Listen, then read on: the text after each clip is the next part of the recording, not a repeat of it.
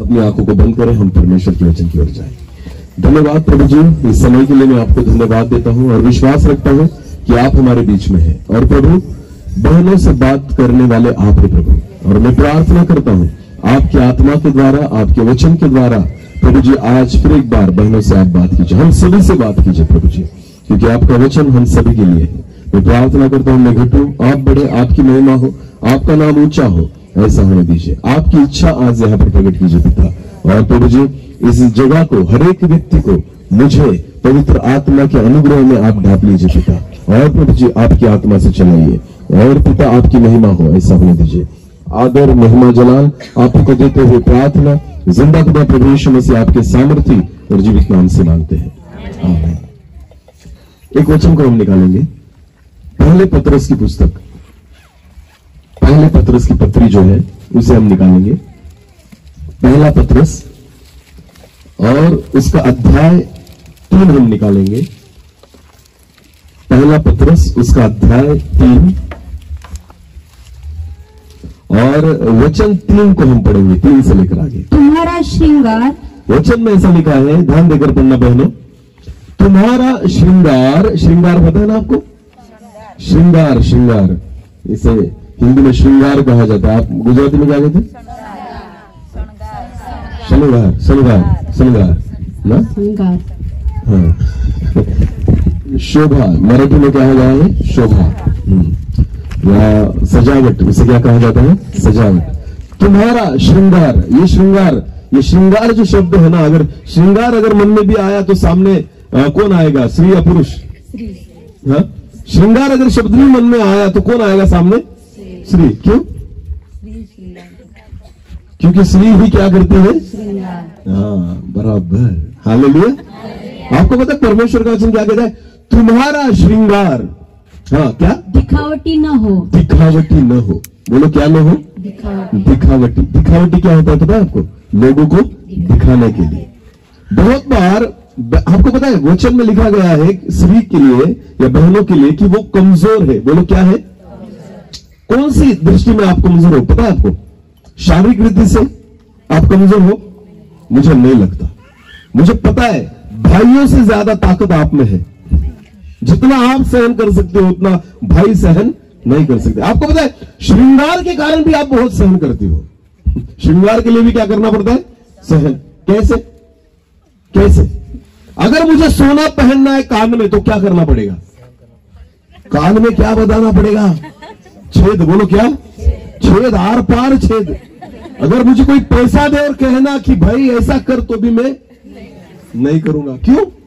अरे कानों को छेदना पड़ता है। किसके लिए? श्रृंगार के लिए। बोलो, किसके लिए?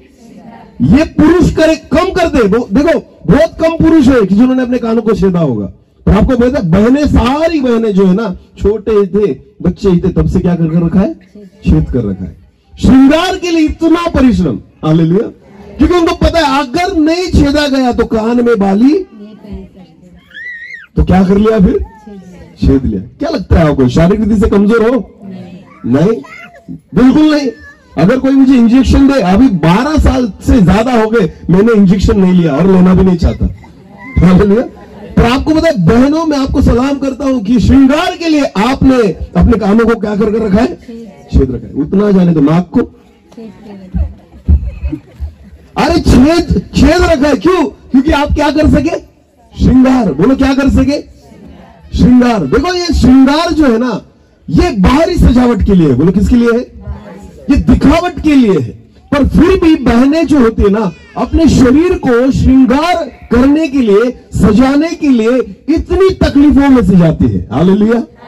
क्या लगता है आपको ब्यूटी पार्लर जाना इतना सीधा है? नहीं, नहीं। देखो कैसे कहते, नहीं। 4 घंटे लगते। बोलो, कितने घंटे? 4 घंटे लगते ब्यूटिशियन के सामने बैठे बैठे। हाँ, कितने प्रयोग करेगी वो, फिर भी ये हालेगी भी नहीं।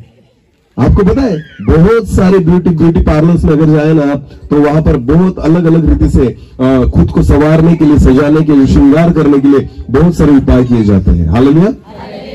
शरीर को तकलीफ होती है पर फिर भी सहन करती है। आपको पता है कमजोर आप शरीर में नहीं हो, जो जितनी बहनें हैं ना वो कमजोर अपने शरीर में नहीं।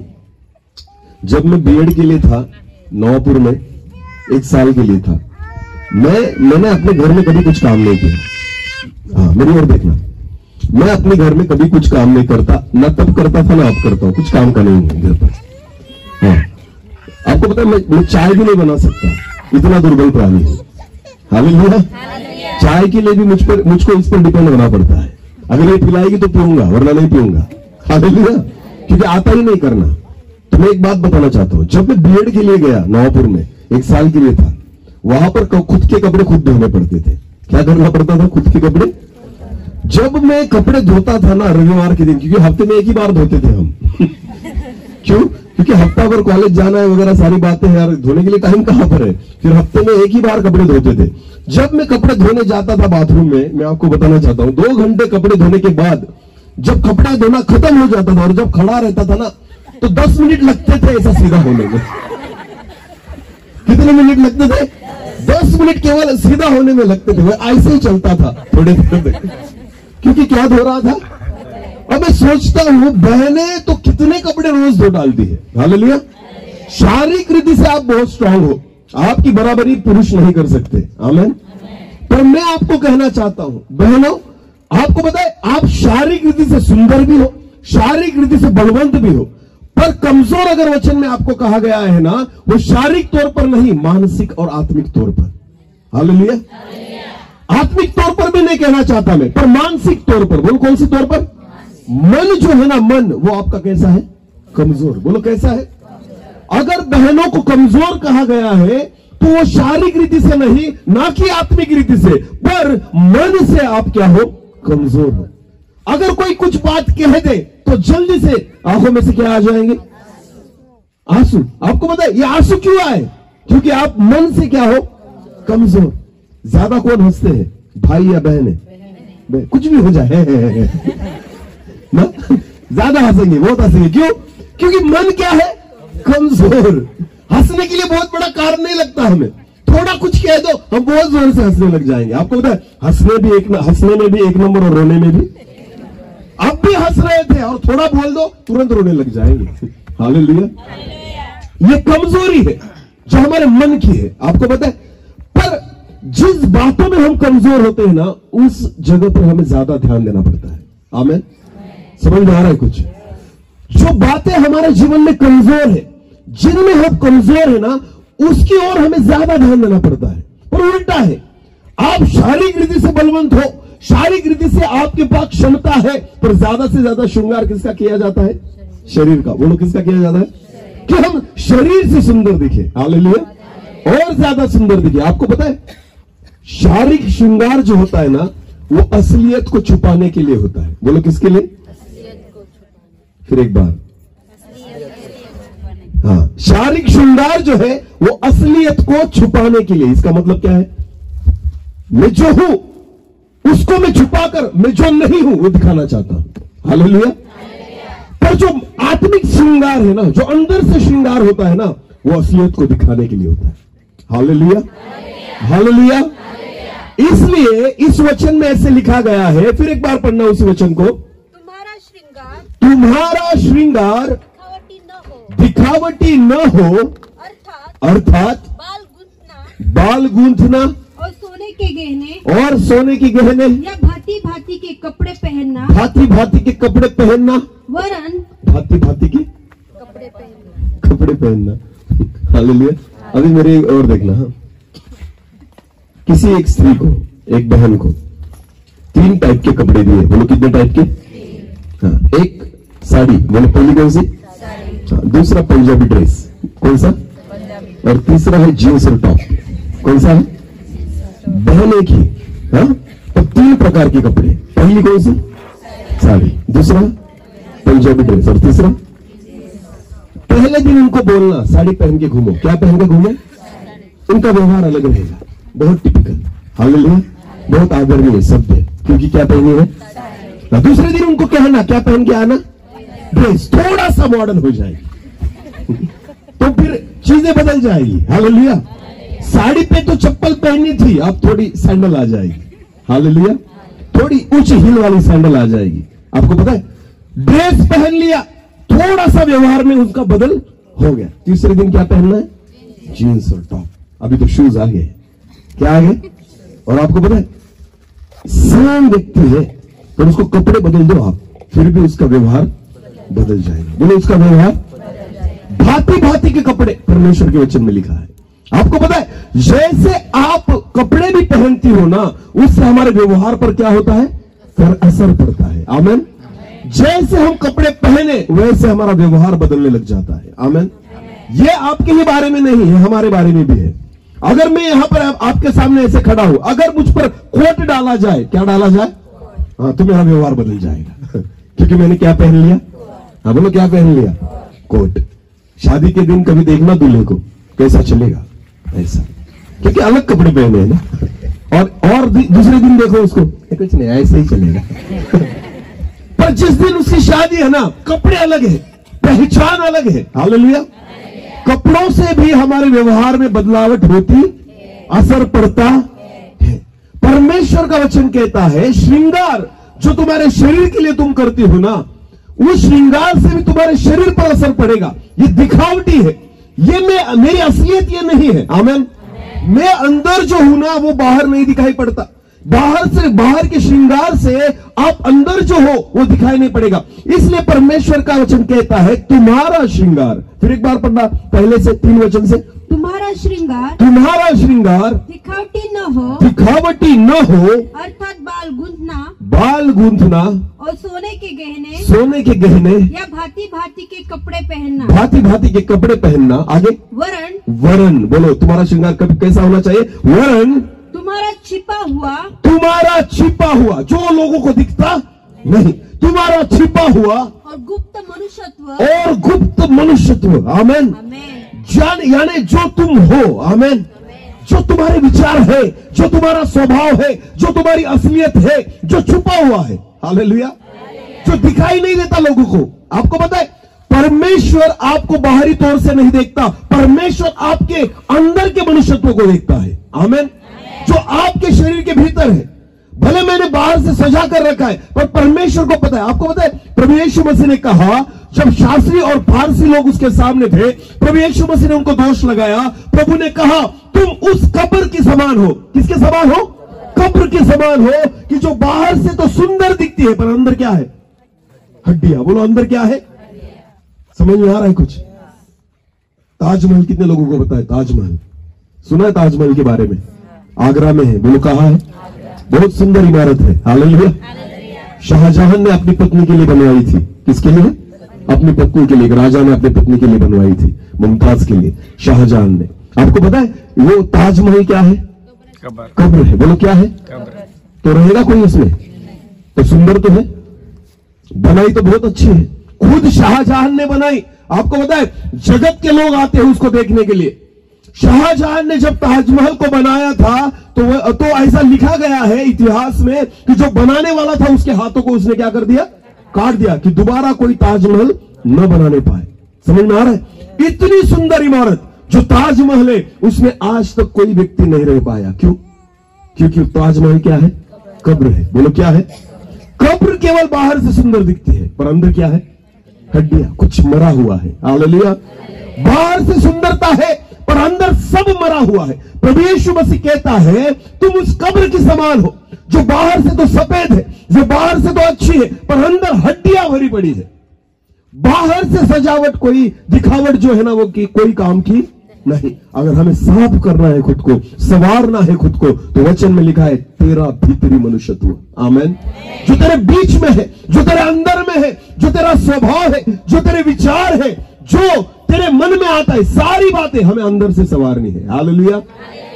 और इसलिए वचन मिल गया। चौथे वचन को फिर पढ़ना। वरन तुम्हारा छिपा हुआ और गुप्त मनुष्यत्व, नम्रता और मन की दीनता की अविनाशी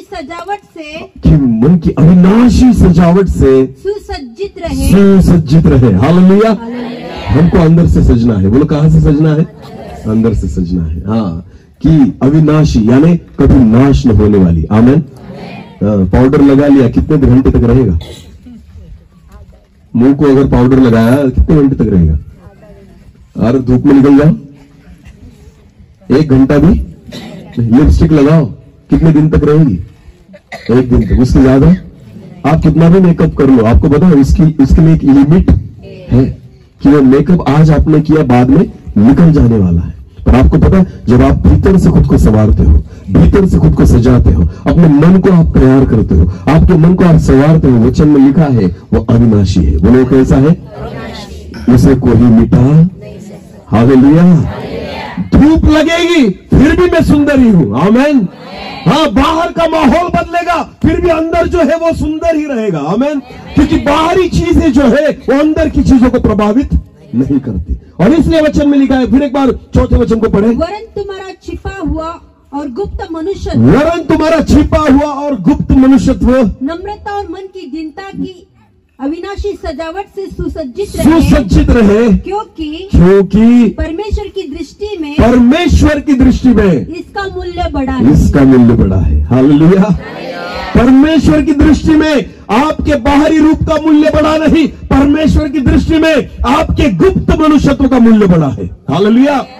जो आप अंदर हो, जो आप भीतर हो, जो आप रियल हो, जो आप असल में हो, परमेश्वर की नजर में उसका मूल्य क्या है? बड़ा है। तो खुद को कहां से सजाना होगा? अंदर से। हमारे मन को सजाना होगा, हालेलुया। हमारी आत्मा को सजाना होगा। और इसलिए वचन में बहुत आगे अगर आप पढ़ेंगे, इसी वचन को हम पढ़ेंगे क्योंकि अभी आगे जाने वाले। हाँ, आगे पढ़ना। पूर्व काल में देखो, परमेश्वर जो वचन से हमें बात करता है ना कि अंदर से सजाना है, तो परमेश्वर के वचन में एक उदाहरण दिया गया है। पूर्व काल में, बोलो कौन से काल में? पूर्व काल में पवित्र स्त्रियां, बोलो कौन सी स्त्रियां? पवित्र स्त्रियां भी जो परमेश्वर पर आशा रखती थी, अपने आप को इसी रीति से सवारती और अपने अपने पति के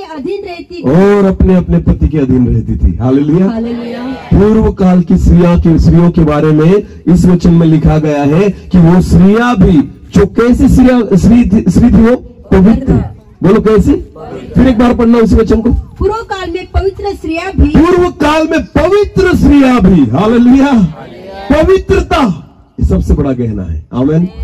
परमेश्वर की नजर में ये सबसे बड़ा क्या है? गहना है, हालेलुया। अगर आपको बोला जाए कि आपको मैं गहने देता हूं तो कौन से चाहिए? बिंटेक्स वाले या चांदी वाले या सोने वाले? तो कौन से चूज करेंगे आप? हाँ, चांदी चूज करेंगे? बिंटेक्स वाले चूज करेंगे? सोना, क्योंकि आपको पता है सोने का मूल्य बड़ा है। बोलो सोने का मूल्य। आपको पता है परमेश्वर के लिए भी, आप अगर परमेश्वर आपको सजाना चाहता है ना, तो परमेश्वर की नजर में जैसे मनुष्य की नजर में सोने का मूल्य बड़ा है, परमेश्वर की नजर में पवित्रता का मूल्य, बोलो पवित्रता का मूल्य। जिसके जीवन में पवित्रता है ना, मेरा परमेश्वर उसको सोने के समान देखता है। बहुमूल्य उसके नजर में वो क्या है? हाँ, पवित्रता। यह सबसे महंगा गहना है, आमीन। जिसका मूल्य स्वर्ग में क्या है? सबसे बड़ा। जगत में नहीं होगा शायद, पर कहां पर बड़ा है? किसकी नजर में बड़ा है? परमेश्वर की, आमीन। आपको पता है जब हम जेवर पहनते हैं ना, गहने पहनते हैं, सोने चांदी या जो भी जेवर हम पहनते हैं, तो बहनों जब आप जेवर पहनते हो, गहने पहनते हो, एक कोई हार अगर आपने पहन लिया तो क्या करेंगे आप? उस हार को ऐसा पर्दा डाल के रखेंगे या दिखाएंगे लोगों को? क्योंकि आपको पता इतना महंगा मैंने खरीदा इसलिए कि लोग देखे। बोले लोग देखे। सच है या झूठ? बराबर है ना? हाँ, तो हम बहुत बार जो गहने लेते हैं ना, वो गहने इसलिए लेते हैं कि लोग उसे क्या करें? देखे। हाँ, मेरे सजावट को लोग क्या करें? देखे। आपको पता है हम अपने गहनों को, जो महंगे गहने हम पहनते हैं ना, उनको लोगों को दिखाते हैं कि लोग इसे देखें। आपको पता है पवित्रता एक ऐसा गहना है जिसको कौन देखता है? परमेश्वर। परमेश्वर की नजरें दूसरी चीजों पर नहीं जाती, पर परमेश्वर जब कोई बहुमूल्य चीज देखता है ना, तो उसकी नजर में अगर आपके जीवन में पवित्रता हो तो खुदा की नजर में वो सोना है, आमीन। एक बहुमूल्य चीज है और इसलिए परमेश्वर की नजर में पवित्रता उस सोने से भी बढ़कर है, आमीन। फिर एक बार उसी वचन को पढ़ेंगे। पूर्व काल में पवित्र स्त्रियां भी, पूर्व काल में पवित्र स्त्रियां भी जो परमेश्वर पर आशा रखती जो परमेश्वर पर आशा रखती थी। कितने ये जितनी बहनें यहाँ पर बैठी है, आप किस पर आशा लगा कर बैठी है? हम किसके लिए आए यहाँ पर? किस पर विश्वास रखते हैं? किसकी आराधना करते हैं? हम किसके वचनों को सुन रहे हैं? आप जितनी बहनें यहाँ पर बैठी है, सारी बहनें उन स्त्रियों के समान जो परमेश्वर पर आशा रखती थी, उनके लिए वचन लिखा गया है। आमीन। अगर आपका भरोसा परमेश्वर पर है, अगर आपका विश्वास परमेश्वर पर है, अगर आपकी आशा परमेश्वर पर है, तो आज का वचन आपके लिए है। आमीन। परमेश्वर आज आपसे बात करना चाहता है। उनकी आशा परमेश्वर पर थी। फिर एक बार पढ़ना। पूर्व काल में पवित्र स्त्रियां भी, हाँ, जो परमेश्वर पर आशा रखती थी, अपने आप को इसी रीति से सवारती थी। हालेलुया।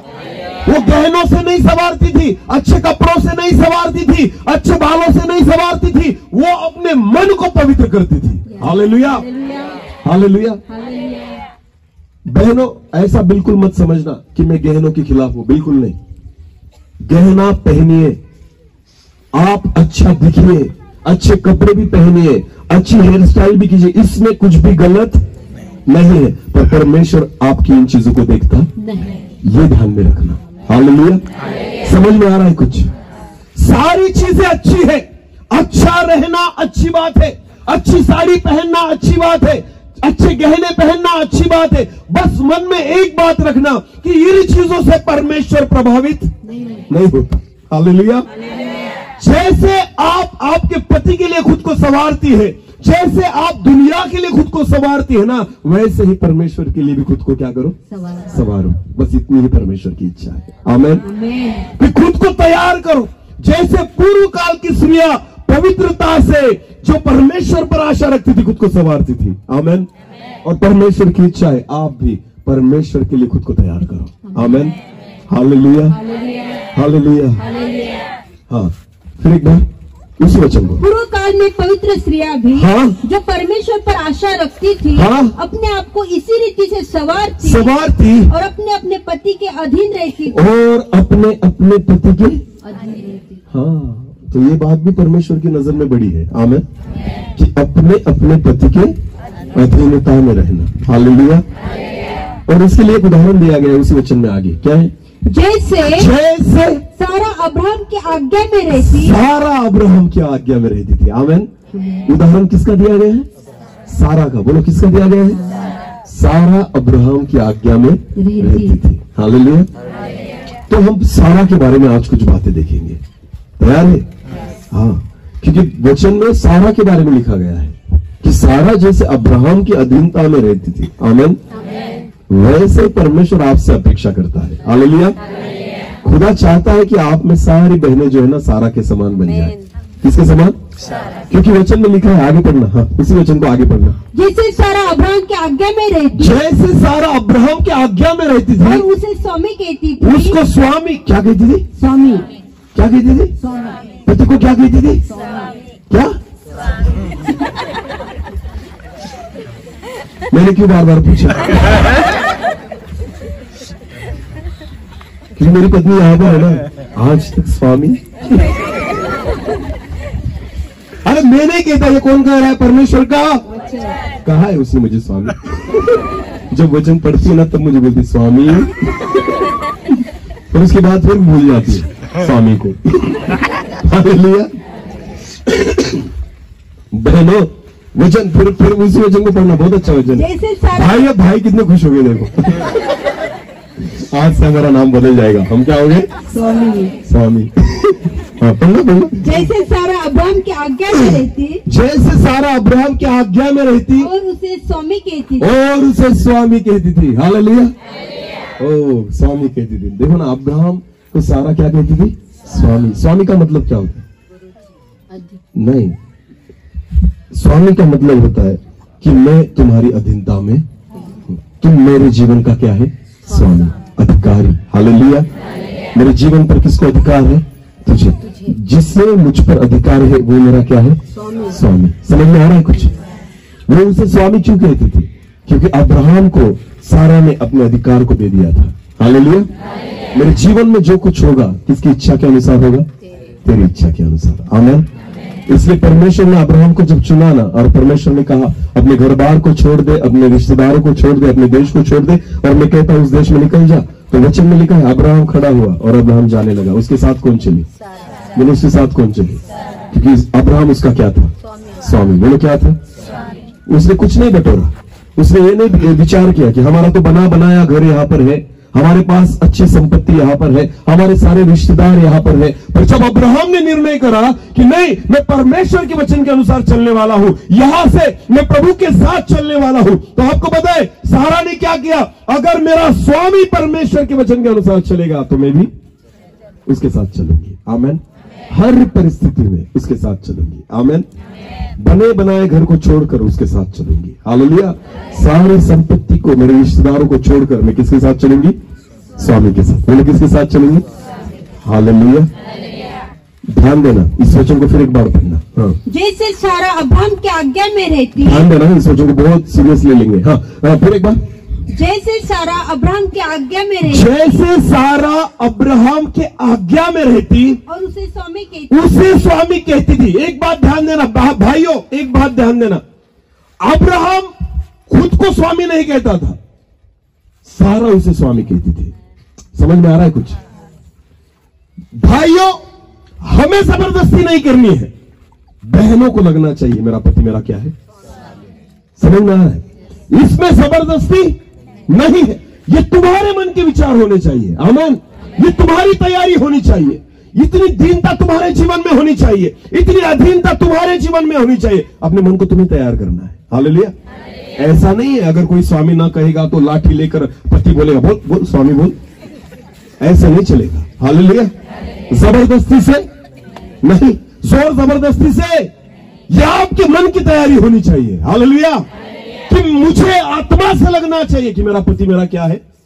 स्वामी। हालेलुया। वो खुद उसको स्वामी कहती थी ना, अब्राहम की इच्छा नहीं थी कि वो स्वामी कहे, पर वो उसे स्वामी कहती थी। हालेलुया।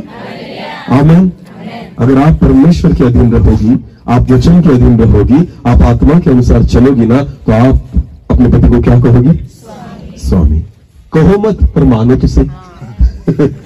मैं क्या बोला? स्वामी कहोगे तो लोग भी देखेंगे आपके पास ऐसा। बोले कहो मत, पर मन से मानो। बोले मन से मानो। हालेलुया। कहना तो हम कुछ भी कह देते हैं, पर मानना जरूरी है। आमीन। बहुत बार हम कहते तो हैं पर मानते नहीं, और इसलिए कहने से ज्यादा फर्क नहीं पड़ता, मानने से फर्क पड़ता है। हालेलुया। तो अपने पति को स्वामी कहने से अधिक अच्छा है कि तुम स्वामी मानो। हालेलुया। उसे समझो, उसकी अधीनता में रहो, क्योंकि वचन में लिखा जैसे सारा अब्राहम की अधीनता में थी। आमीन। और उसको क्या कहती थी? स्वामी कहती थी। आगे पढ़ना। इसी प्रकार तुम भी, इसी प्रकार बहनों तुम भी यदि भलाई करो, और किसी प्रकार के भय से भयभीत न हो, और किसी प्रकार के भय से भयभीत न हो, तो उसकी बेटियां ठहरोगी। किसकी बेटियां ठहरोगी? सारा की। सारा की। बोलो किसकी बेटियां ठहरोगी? सारा की। आमीन। परमेश्वर चाहता है तुमको किसकी बेटियां बनाना? सारा की। सारा। आपको पता है जितने पुरुष थे उनको किसके पुत्र कहा गया है? अब्राहम का। बोलो किसका? अब्राहम। बोलो किसका? हाँ, हर एक व्यक्ति। आपको पता है जब लाजर मरा, भिखारी लाजर जब मरा, वो किसकी गोद में जाकर बैठा था? अब्राहम के। और मैं विश्वास रखता हूं कोई बहन अगर मरी तो किसकी गोद में जाकर बैठेगी?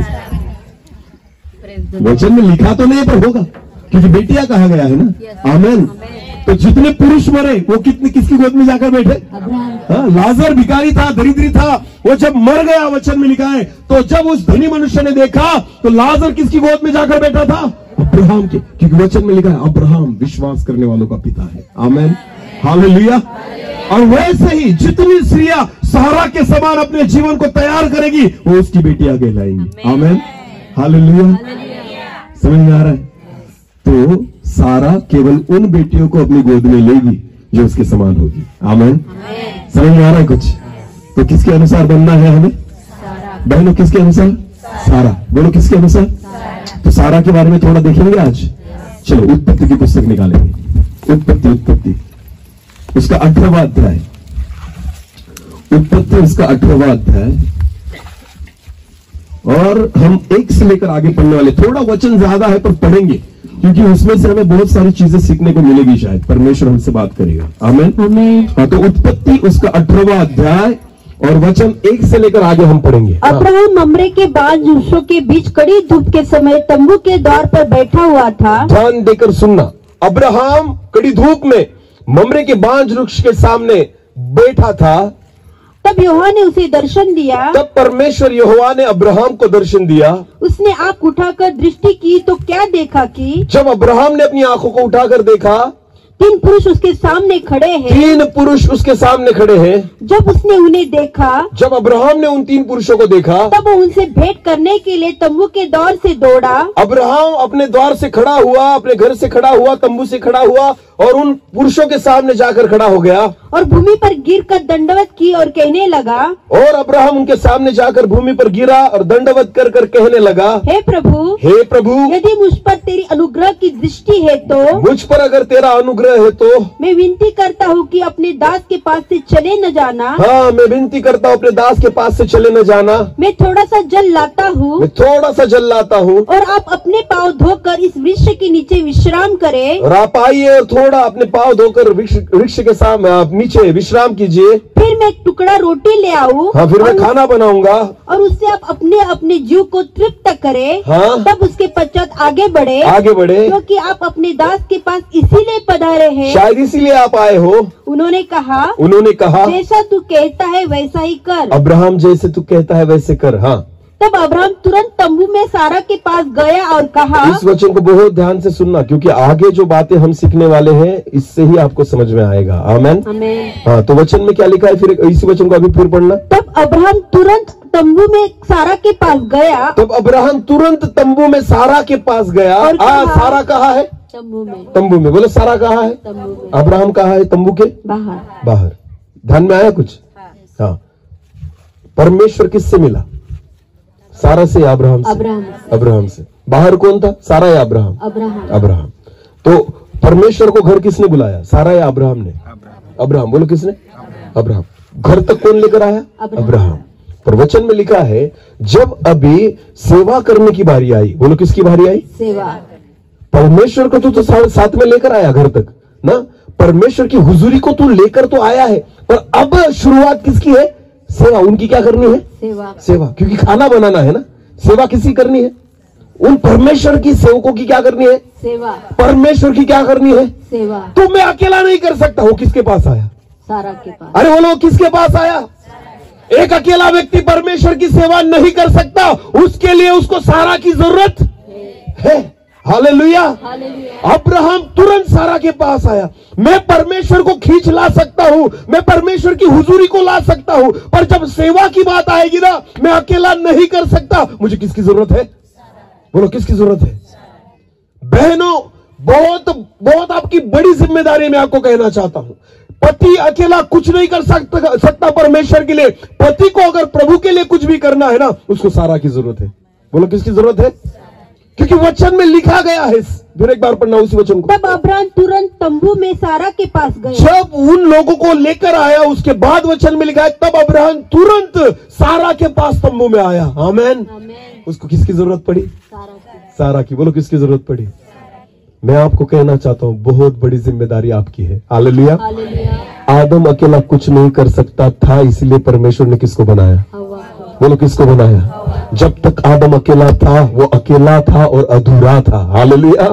पर जब हव्वा को बनाया गया, आदम पूरा हो गया। आमेन। उसका काम पूरा हो गया। आपको पता है, परमेश्वर उनसे अधिक एक जिम्मेदारी की अपेक्षा करने लगा। आमेन। क्योंकि अकेला आदम कुछ नहीं कर पाता, इसलिए परमेश्वर ने किसको बनाया था? हव्वा को। हालेलुया।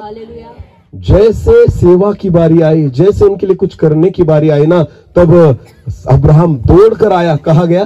तंबू के अंदर। बोलो, कहा गया? तंबू के अंदर। और किसको बोला? सारा को। आमेन। कि ये सेवा तो हमें करनी पड़ेगी। हालेलुया। हम दोनों को एक मन का होना पड़ेगा, तभी जाकर हम प्रभु की क्या कर सकते हैं? तभी जाकर हम उसके मार्गों पर चल सकते, तभी जाकर हम उसको प्रसन्न कर सकते। हाँ, तो किसकी जरूरत है सबसे ज्यादा? अब्राहम को किसकी जरूरत है? सारा की। खुद के बल की नहीं, अपने नौकरों की नहीं, अपने दासों की नहीं। आपको पता है, उसके सारा की जरूरत थी। हालेलुया। कि इस काम को मैं अकेला नहीं कर सकता। प्रभु के लिए अगर मुझे कुछ भी करना है ना, तो मुझे किसकी जरूरत है? सारा की। हालेलुया।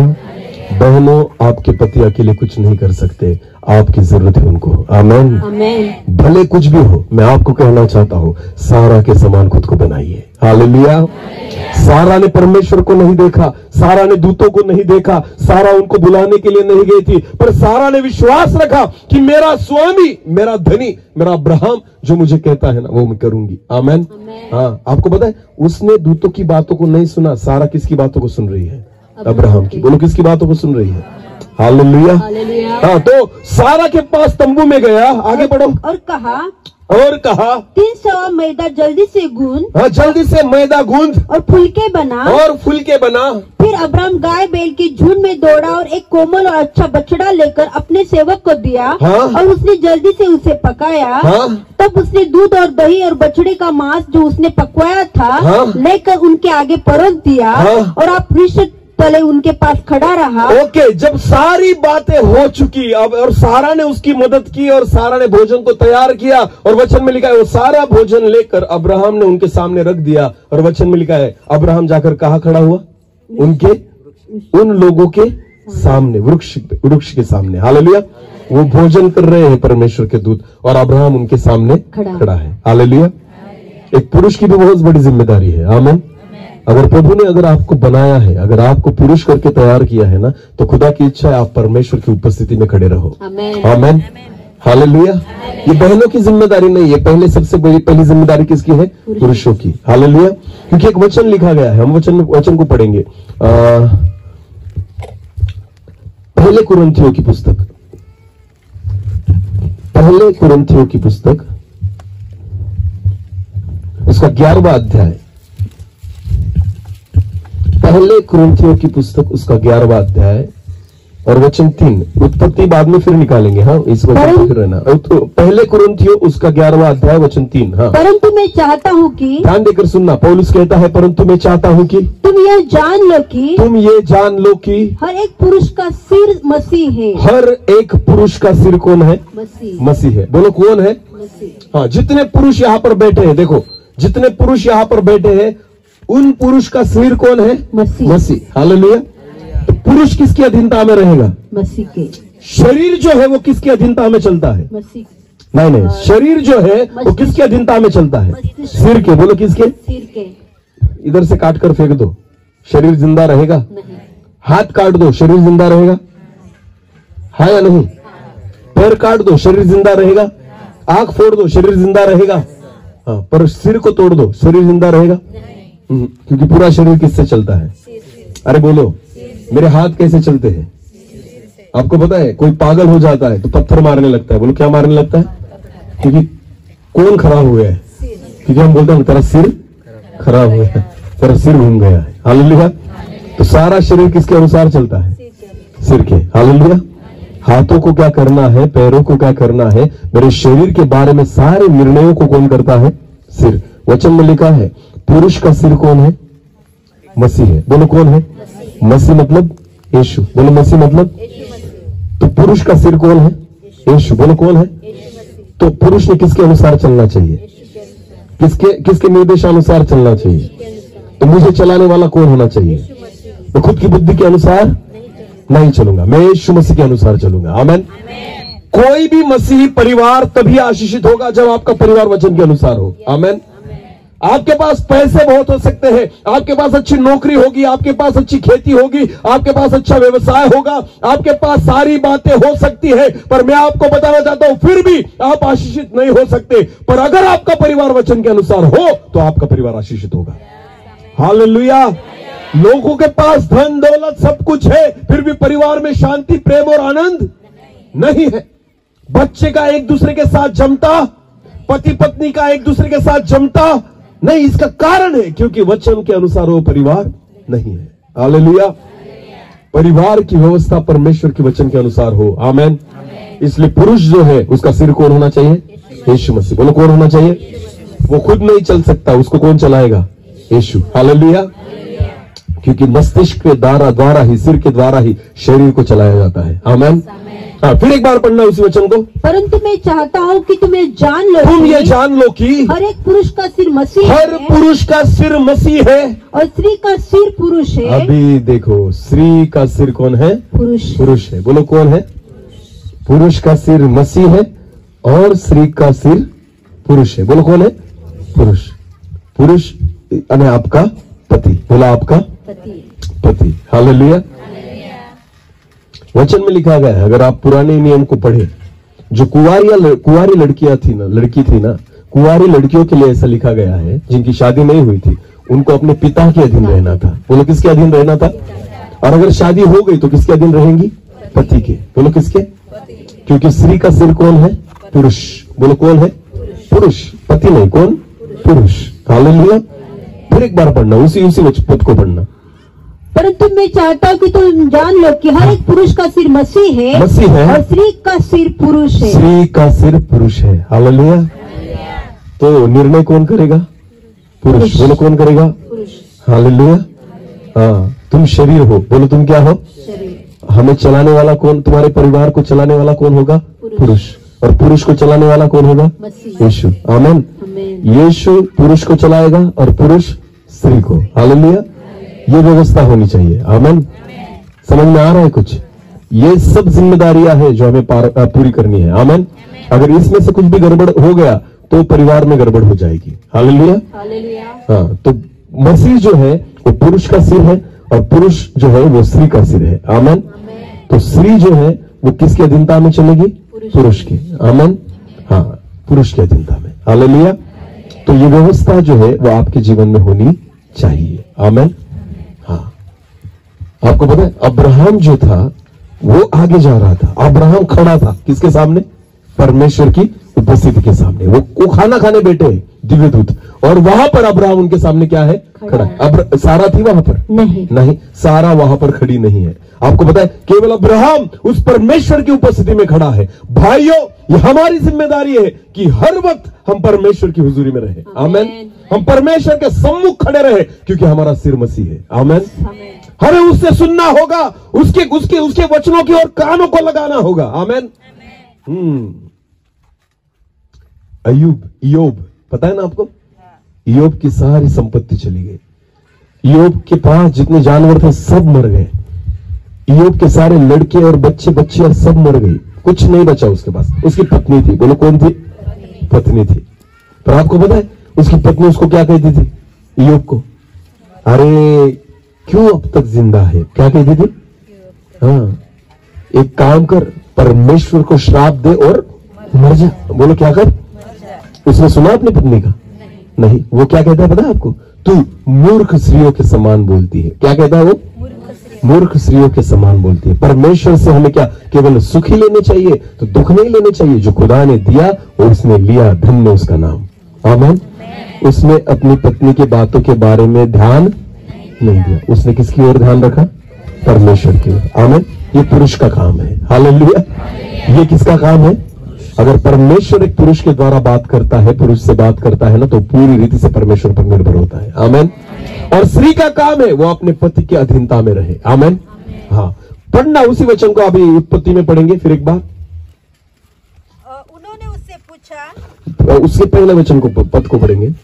तब उसने दूध और दही और बछड़े का मांस जो उसने पकवाया था, हाँ? लेकर उनके आगे परोस दिया। और आप वृक्ष तले उनके पास खड़ा रहा। और अब्राहम उनके पास, परमेश्वर के पास खड़ा रहा। और वे खाने लगे। उन्होंने उससे पूछा, अभी देखो, उन्होंने अब्राहम से पूछा, तेरी पत्नी सारा कहाँ है? हालेलुया।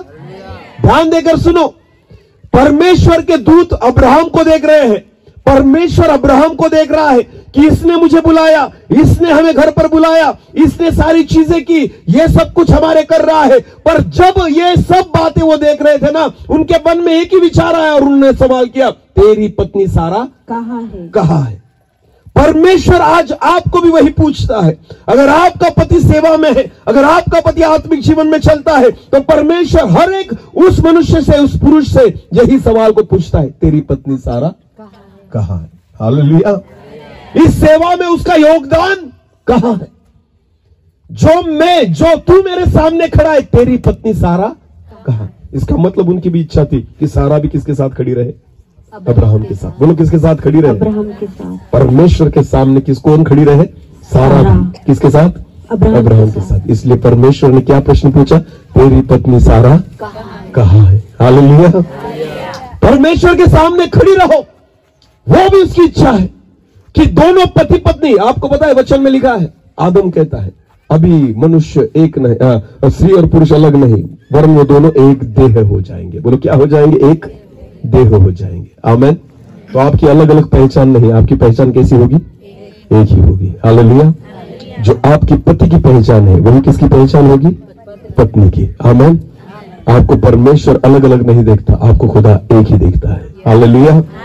और परमेश्वर ने अब्राहम से पूछा तेरी पत्नी सारा कहाँ है? आगे पढ़ो। उसने कहा वो तो तंबू में है। उसने कहा मैं वसंत ऋतु में। तब परमेश्वर के दूत ने कहा मैं वसंत ऋतु में निश्चय तेरे पास फिर आऊंगा और तेरी पत्नी सारा के एक पुत्र उत्पन्न होगा।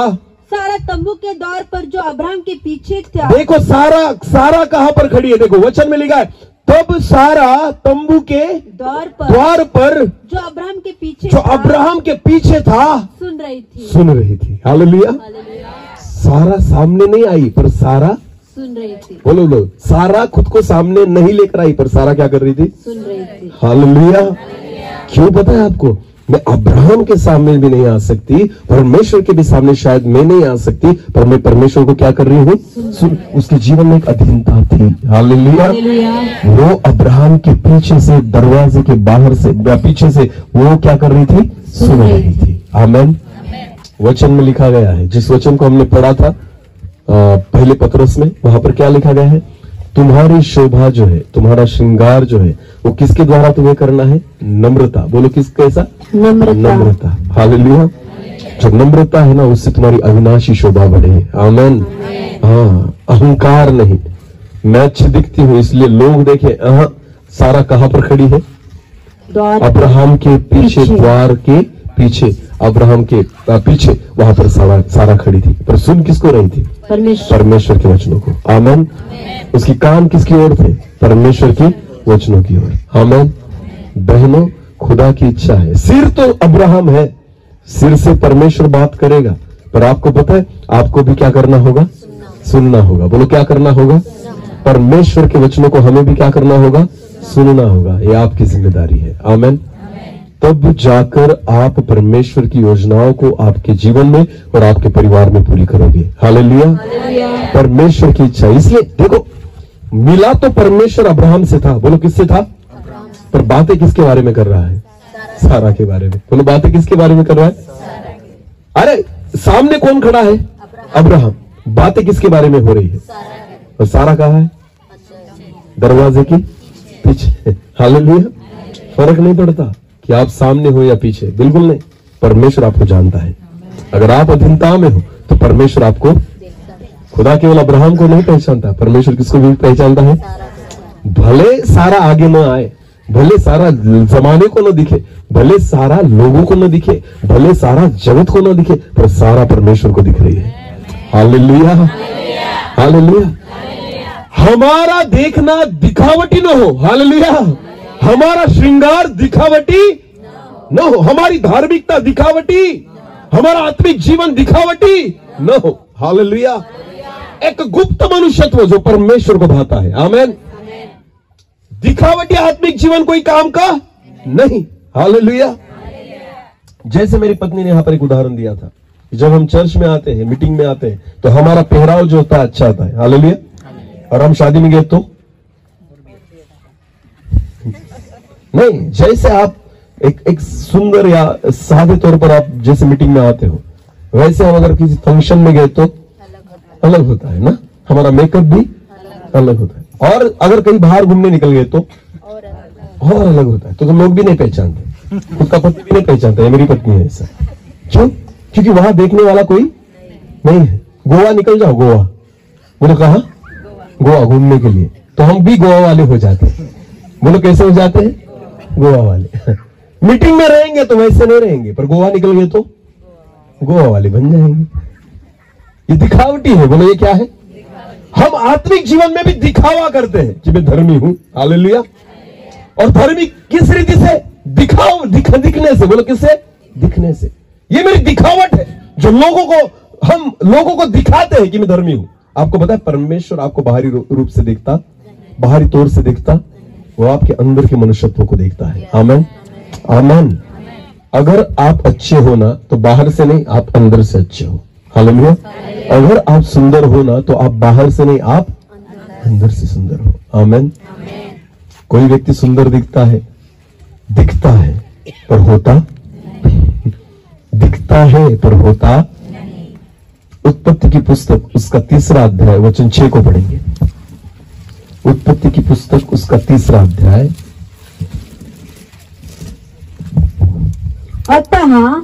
अतः जब स्त्री ने देखा कि उस वृक्ष का फल खाने के लिए अच्छा, उस वृक्ष का फल खाने के लिए कैसा? अच्छा और देखने में मन भाऊ। देखने में कैसा था? मन भाऊ। और बुद्धि देने के लिए चाहने योग्य भी है। बुद्धि देने के लिए चाहने योग्य, यानी दिखावट जो है वो कैसी है? अच्छी या बुरी? सुंदर, अच्छी, मन भाऊ। आमीन। दिखने में वो फल कैसा था? सुंदर। अच्छा या बुरा? अच्छा या बुरा? पर खाने में कैसा था? खाने के बाद कैसा था? अच्छा या बुरा? उससे जो परिणाम हुए वो अच्छे थे या बुरे? हाँ। तो दिखने में कैसा है? अच्छा। और खाने के बाद कैसा हुआ? बुरा। तो दिखावट जो होती कुछ काम की, हाँ, जो दिखता है वही बिकता है ना। इस जमाने में जो दिखता है वही बिकता है। तो आपको पता है स्वर्ग में जो दिखता है वही नहीं बिकता। आमीन। क्योंकि खुदा बाहर से देखता नहीं, वो अंदर की सजावट को देखता है। आमीन। हाँ। हव्वा ने फल को इसलिए खाया क्योंकि दिखता कैसा था? मन भाऊ, सुंदर, खाने के योग्य। खा लिया। खाने के बाद क्या हुआ? जो जितना सुंदर दिखता था उसने उतना ही खराब कर दिया। हालेलुया। अब तक एदेन की वाटिका में थे, अब परमेश्वर ने बाहर निकाल दिया। किसके कारण? फल के कारण। बोलो किसके कारण? जो कैसे दिखता था? सुंदर। बोलो कैसे दिखता था? पर खाने के बाद उसके परिणाम बहुत विपरीत हुए। हालेलुया। वैसे ही प्रियो, बाहरी सुंदरता केवल दिखावट है। बोलो क्या है? हाँ, जो देखने के लिए है। परमेश्वर चाहता है बाहर से नहीं, अंदर से सुंदर बनो। आमीन। खुद को अंदर से निखारो। हालेलुया। सजाना है, श्रृंगार करना है ना, तो अंदर से करो, अपने मन का श्रृंगार करो। हालेलुया। क्योंकि परमेश्वर की नजर में इसका मूल्य बड़ा है। बोलो इसका मूल्य। हाँ। जो सारा जो थी ना वो दरवाजे के पीछे थी, पर दूत और परमेश्वर जो बात कर रहा था ना वो अब्राहम के बारे में नहीं, किसके बारे में कर रहा था? सारा के बारे में। आमीन। परमेश्वर की योजना जो थी ना वो अब्राहम के लिए भी थी, पर आपको पता है मुंह में नाम किसका आ रहा था? सारा कहा है। हालेलुया। अरे सारा कहा है क्योंकि उसके लिए मेरे पास एक अच्छा संदेश है। आमीन। सारा कहा है क्योंकि उसको मैं आशीषित करना चाहता हूं। अरे अब्राहम ने वैसे भी दूसरी शादी करके उसको बच्चा हो गया था। हालेलुया। अब्राहम का खुद का लड़का था। कौन? इस्माइल। बोलो कौन? जो हाजिरा के द्वारा उसको हुआ था। अब्राहम जो था ना वो एक लड़के का बाप हो चुका था, सारा मां नहीं हुई थी। आमीन। समझ में आ रहा है कुछ? सारा मां नहीं बनी थी, पर अब्राहम बाप बन चुका था। हालेलुया। और इसलिए परमेश्वर को पता था अब्राहम तू नहीं, मुझे किसको आशीषित करना है? सारा को। क्योंकि सारा मां नहीं बनी है ना। और उसकी उम्र क्या हो चुकी है? 90 साल। बोलो क्या हो चुकी है? भले तू मेरे सामने नहीं आ रही सारा, पर इस सेवा में तेरा भी तो हाथ है ना। हालेलुया। जब हम खाना खाने तेरे घर पर आए ना तो अब्राहम तो तेरे पास ही आया था खाना बनाने के लिए। आमीन। तूने भी तो सेवा की है ना। हालेलुया। तू तो अब्राहम के पीछे पीछे चली ना, तूने भी तो अपने घर को छोड़ा है ना, तू भी घर छोड़कर उसके सामने उसके पीछे पीछे आई है ना। आपको पता है परमेश्वर आपकी सारी बातों को जानता है। आमीन। जो कुछ आप प्रभु के लिए करती हो परमेश्वर सारी चीजों को जानता, खुदा उसका प्रतिफल आपको देगा। हालेलुया। पर खुद को किसके समान बनाओ? सारा के। बोलो किसके समान? भले मैं जगत को नहीं दिखूंगी पर किसको दिखनी चाहिए? परमेश्वर मुझे देखेगा। हालेलुया। हालेलुया। बहुत बार हम प्रयास इसलिए करते हैं कि हमें कौन देखे? जगत के लोग। बोलो कौन देखे? बिल्कुल नहीं, हमें खुदा ने देखना चाहिए। आमीन। बोलो हमें किसने देखना चाहिए? परमेश्वर ने देखना चाहिए। हालेलुया। और इसलिए परमेश्वर की इच्छा है कि हम परमेश्वर को भाने वाला जीवन बिताए। आमेन। खुद को अंदर से हम संवारें। आमेन। अंदर से हम श्रृंगार करें, अंदर से तैयार करें। बाइबल वचन में लिखा है सारा जो थी वो दरवाजे के पीछे थी। वचन फिर उसी वचन को पढ़ेंगे। हाँ, उसने कहा मैं वसंत ऋतु में निश्चय तेरे पास फिर आऊंगा। मैं वसंत ऋतु में निश्चय तेरे पास फिर आऊंगा। और तेरी पत्नी सारा का एक पुत्र उत्पन्न होगा। और तेरी पत्नी जो है ना, हाजिरा नहीं, तेरी पत्नी कौन? सारा। उसे एक पुत्र उत्पन्न होगा। सारा तंबू के द्वार पर, सारा तंबू के द्वार पर जो अब्राहम के पीछे था, सुन रही थी। अब्राहम और सारा दोनों बहुत बूढ़े थे। अब्राहम और सारा दोनों बहुत बूढ़े थे। और सारा का मासिक धर्म बंद हो गया था। हाँ? इसलिए सारा मन में हंसकर कहने लगी। सारा मन में हंसकर, इसमें क्या हंसने वाली बात है? फिर भी सारा मन में हंसकर कहने लगी। हंसती भी जल्दी और रोती भी। मन में क्या हो बहनों? तुम कमजोर। बोलो क्या हो? हाँ, इसलिए हंसी भी जल्दी आती है और रोना भी जल्दी आता है ना। हिम्मत भी जल्दी आ जाती है और डर भी जल्दी आ जाता है। हालेलुया। हाँ, सबसे ज्यादा डरते कौन है? पुरुष या स्त्री? हाँ, कमजोर, हृदय कमजोर है, मन कमजोर है। हालेलुया। कोई अगर बड़ी आवाज में भी बात कर देना तो आंखों में से आंसू आ जाते हैं। और पुरुषों को लाखों घूसों से मारो फिर भी कुछ फर्क पड़ता नहीं। हाँ, कमजोर है ही नहीं मन से। हालेलुया। पत्थर का दिल होता है। बोलो किसका दिल होता है? हाँ, आपको पता है बहनें जो होती है ना, मन में कैसी होती है? कमजोर। उसने बात सुनी। किसकी बात सुनी? परमेश्वर की। कि परमेश्वर कह रहा है सारा को क्या होगा? पुत्र। बोलो क्या होगा? सारा मन में हंसी। कैसे होगा? हो ही नहीं सकता, क्योंकि मैं क्या हो चुकी हूँ? बूढ़ी। हालेलुया। अब्राहम ने ऐसा सोचा, पर किसने सोचा? सारा ने सोचा। अब्राहम तो उससे भी ज्यादा 10 साल बूढ़ा था। अब्राहम की उम्र क्या थी? 100 साल। बोलो क्या थी? और इसकी क्या थी? 90। तो ज्यादा बूढ़ा कौन था? तो सोचना किसने चाहिए था? तो अब्राहम हंसा, पर सारा हंसी, क्योंकि मन में क्या है? कमजोर। बोलो क्या है? हाँ, विश्वास भी जल्दी रख देती है और अविश्वास भी जल्दी करती है। समझ में आ रहा है कुछ? विश्वास भी हम कैसे रखते हैं? जल्दी। मेरी ओर देखना। सबसे पहले प्रभु यीशु मसीह जब मरा था और उसको कब्र में रखा गया, तीसरे दिन सबसे पहले प्रभु यीशु मसीह को मिलने जाने वाले कौन थे? स्त्री या पुरुष? बोलो कौन थे? स्त्रियां। मगदलिया मरिया वगैरह गई थी वहां पर, बराबर है ना? ओके, अभी मेरी ओर ध्यान देना। जब वो सुबह भोर के समय गई थी, बोलो कब गई थी? उजाला भी नहीं हुआ था, तब भी कहा गई थी वो कब्र पर? किसको मिलने के लिए? हाँ, किसको ढूंढने के लिए? कब्र उनको पता थी, बराबर है ना, क्योंकि उन्होंने देखा था किस कब्र में रखा गया है। हालेलुया। यीशु मसीह ने मरते वक्त ही कहा था, मरने से पहले भी कहा था, 3 बार कहा था कि मैं मरूंगा और तीसरे दिन फिर एक बार जी उठूंगा। ओके, ये जब कब्र पर गई ना, उसके बाद क्या हुआ? कब्र बंद थी या खुली थी? खुली थी। बोलो क्या थी? खुली थी। और ये मन में सोचकर जा रही थी। क्या सोचकर जा रही थी? कि कौन कब्र हमारे लिए खोलेगा। हालेलुया। सच है ना? मन में विचार करते जा रही थी कि हमारे लिए इस कब्र को कौन खोलेगा। हालेलुया। और जब वो कब्र पर पहुंची तो कब्र ऑलरेडी खुली थी। तो उन्होंने देखा, अरे बाप रे, कब्र तो क्या है? खुली थी। उसके बाद वो अंदर जाकर देख रही है कि कब्र में कोई है, यीशु मसीह है। वहां पर प्रभु यीशु मसीह था? उसकी बॉडी थी? तो वो क्या सोच रहे पता है आपको? यीशु मसीह यहां नहीं, बाहर उसको यीशु मसीह ने दर्शन दिया तो यीशु को ही पूछ रही है, उसकी डेड बॉडी को कहां रखा है मुझे बताओ। यीशु मसीह की डेड बॉडी को कहां रखा है मुझे? अरे उसे 3 बार बोला था जिंदा था तब, मैं तीसरे दिन विश्वास था, विश्वास था। प्रभु यीशु मसीह पर विश्वास था, इसलिए पीछे पीछे चल रही थी। और आपको पता है, जिस दिन सही रीति से उसको विश्वास करना चाहिए था कि यीशु मसीह जिंदा हो चुका, उस दिन कब्र खाली देखने के बावजूद भी उसने विश्वास, क्योंकि मन में क्या है? कमजोर। बोलो मन में क्या है? विश्वास भी जल्दी रखेगी और अविश्वास भी जल्दी। मेरे यीशु को कहां रखा मुझे बताइए। यीशु मसीह कहता है, जब प्रभु यीशु मसीह ने मरिया ऐसे पुकारा ना, मरियम ऐसे पुकारा, तो उसको पता चला ये कौन है? यीशु। हालेलुया। तब तक विश्वास नहीं रखा। बहनों, मन के कमजोर होने के कारण है ना, हम विश्वास भी जल्दी रखते हैं और अविश्वास भी जल्द कर लेते हैं। हाँ। तब यहोवा ने अब्राहम से कहा, सारा यह कहकर क्यों हंसी कि क्या मेरे जो इतनी बूढ़ी हो गई हूँ, हाँ? सचमुच एक पुत्र उत्पन्न होगा। सारा क्यों हंसी? परमेश्वर ने किसको पूछा? अब्राहम ने। अब्राहम से बोलो, किसको पूछा? अब्राहम से परमेश्वर ने पूछा सारा क्यों हंसी? क्यों उसे नहीं लगता कि उसको पुत्र हो सकता है? आगे पढ़ो।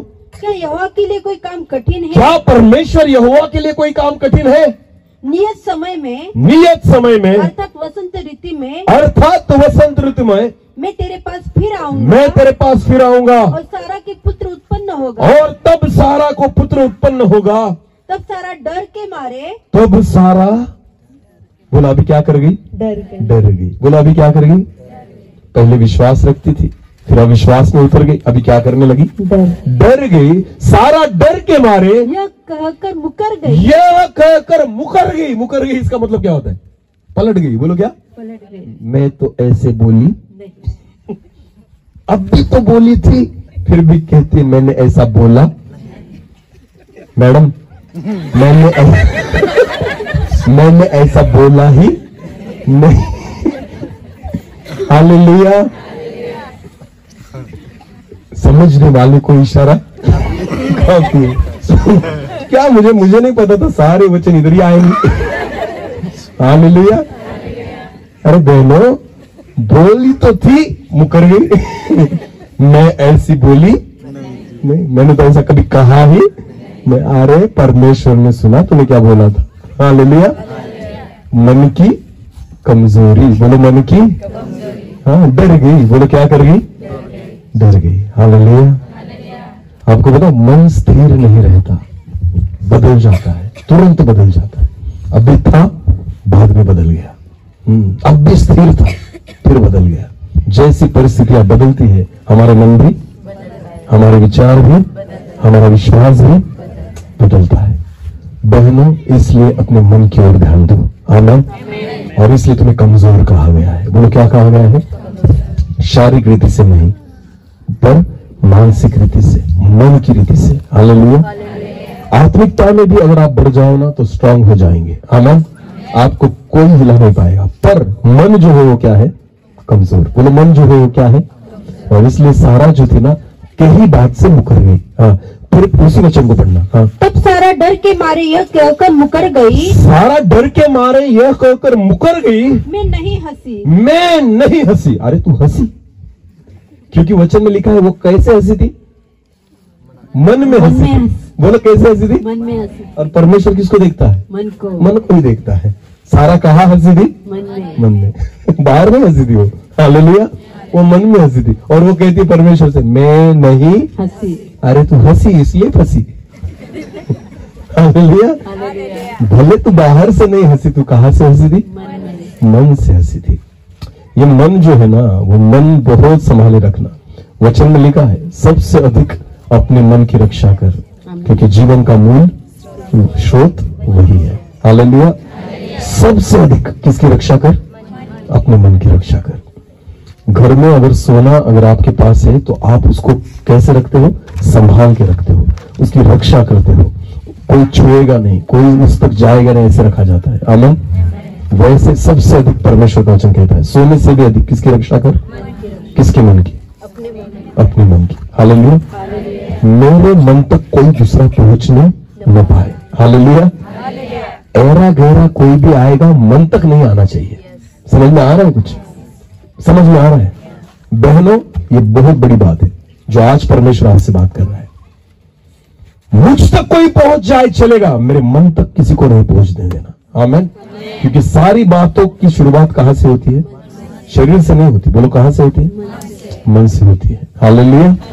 हाँ, मन तक किसी को ऐसे ही नहीं पहुंचने देना, क्योंकि अगर कोई आपके मन तक पहुंच गया, कब्जा ले लेगा। बोला क्या ले लेगा? और पाप वहीं से शुरू होता है। समझ में आ रहा है कुछ? मन में अगर गलत बात आई, मन में अगर गलत विचार आए, मन में अगर गलत सोच आई, तो आपको पता है वहीं से पाप की शुरुआत होती है। हाँ, मन में हंसी थी। बोलो कहां से हंसी थी? इसलिए सबसे अधिक किसकी रक्षा करना? मन की रक्षा करना, क्योंकि जीवन का मूल स्रोत वही है। आमीन। अपने मन को कमजोर मत बनाइए। हालेलुया। उसको सवारिए। उसको क्या करना है? हमें उसका श्रृंगार करना है। बोलो क्या करना है? उसको और अधिक संवारना है, उसको सजाना है प्रभु के लिए। आमीन। उसकी कमजोरी को हमें ढांकना है। खुदा आपको ताकत देगा। आमीन। सारा के समान। बोलो किसके समान? वो भी थी कमजोर, पर आपको पता है डर गई। नहीं, मैं नहीं बोली ऐसा। हाँ, क्योंकि उसको पता था परमेश्वर ने देख लिया है। किसे देख लिया है? परमेश्वर ने देख। भले वो दरवाजे के पीछे थी, देख कौन रहा था? हाँ, भले वो मन में हंसी थी, फिर वो परमेश्वर ने उसे देख लिया। हालेलुया। बहनों, परमेश्वर आपकी मन की बातों को जानता। हाँ, हालेलुया। इसलिए खुदा चाहता है श्रृंगार दिखावटी न हो। जो लोगों को दिखे वो नहीं, जो परमेश्वर को दिखे वो। हालेलुया। और परमेश्वर बाहरी रूप को नहीं, परमेश्वर आपके हृदय को देखता है। आमीन। आपके विचारों को देखता है, आपके स्वभाव, गुप्त मनुष्यत्व को देखता है। आमीन। जो आपके शरीर के भीतर है। हालेलुया। और परमेश्वर यही चाहता है। फिर एक बार इसी वचन को बोलना। अभी जो बोला था, तब सारा डर के मारे यह कहकर मुकर गई, मैं नहीं हंसी। मैं नहीं हंसी। उसने कहा नहीं, तू हंसी तो थी। तू हंसी तो थी। हालेलुया। तू हंसी तो तू मुझे नहीं फंसा सकती। आमीन। तो तू भले ना अब्राहम को फंसा लेगी, पर सारा तो परमेश्वर को नहीं फंसा सकती। हाँ, उससे नहीं, क्योंकि परमेश्वर देखता है। आमीन। वो सारी बातों को जानता है। प्रिय, खुद को तैयार करो। हालेलुया। खुद के मन को तैयार करो। अभी फिर एक बार पहले पत्रस उसका 3 अध्याय वचन 3 को हम पढ़ेंगे। तुम्हारा श्रृंगार दिखावटी न हो, अर्थात बाल गूंथना। और मैं फिर एक बार कहना चाहता हूँ, बहनों कान देकर सुनना। सुंदर यानी श्रृंगार के बारे में मैं कभी गलत प्रचार नहीं करना चाहता। ऐसा मत समझना कि सोना पहनना गलत बात, ऐसा बिल्कुल नहीं है।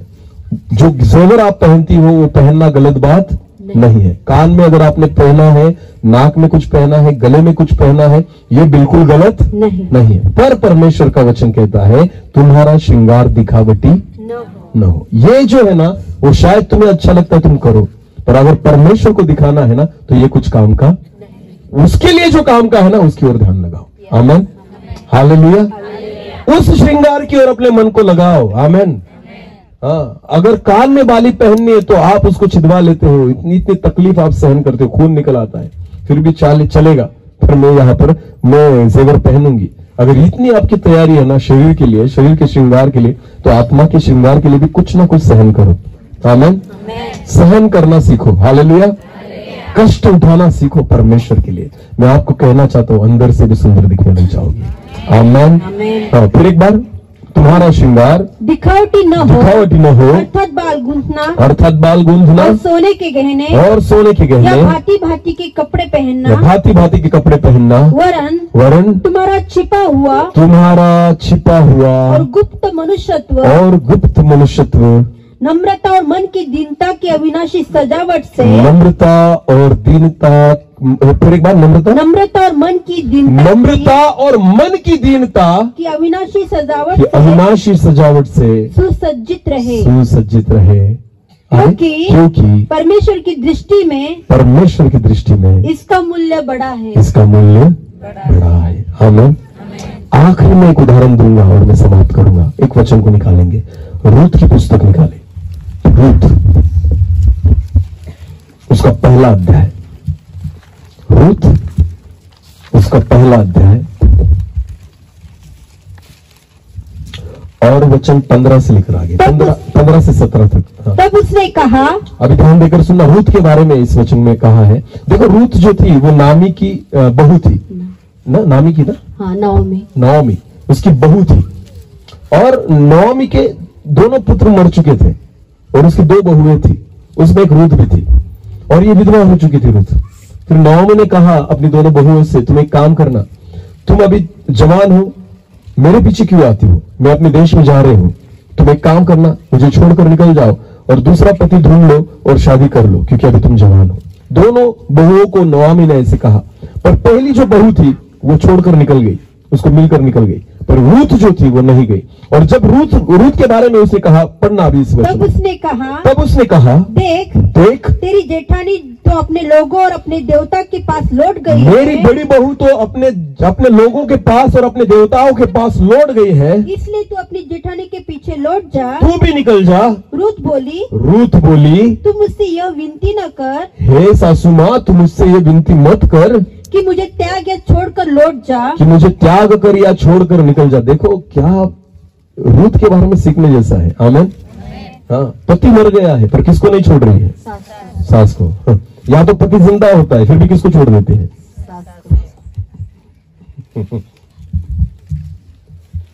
कुत्ते और बिल्ली एक दूसरे से जमता है? सास और बहू एक दूसरे से जमता है? वचन में तो जमता है। आमीन। जगत में जमता है, नहीं जमता, पर वचन में हालेलुया। समझ में आ रहा है कुछ? शेर और मनुष्य का जमता है? वचन में तो दानियल किसके साथ था? अरे बोलो किसके साथ था? जो जगत में नहीं जमता वो कहां पर जमता है? वचन में। आमीन। हाँ, तो जगत में अगर देखा जाए तो सास और बहू का जमता। हाँ, जैसे बिल्ली कुत्ते को देखकर और कुत्ता बिल्ली को देखकर एक दूसरे के पीछे लगते हैं ना, वैसे ही सास और बहू, क्योंकि सास भी कभी क्या, मुझे एक बात पता नहीं चलती, आपको पता है? पति जिंदा है फिर भी सास को छोड़ देते हैं। बोलो किसको छोड़ देते हैं? और वचन में लिखा है पति मर गया था फिर भी सास को नहीं छोड़ा। आमीन। इसका मतलब क्या था? रूथ अपने सास से क्या करती थी? प्यार। बोलो क्या करती थी? हाँ, उसके संबंध कैसे हो गए उसकी सास के साथ? बहुत प्यार थे। आमीन। कि पति मर गया है, सास कहती है दूसरी शादी कर ले ना, सास का भी मन कितना बड़ा है। हालेलुया। जैसे खुद की बेटी के बारे में कोई सोचता है ना, वैसे सास किसके बारे में सोच रही है?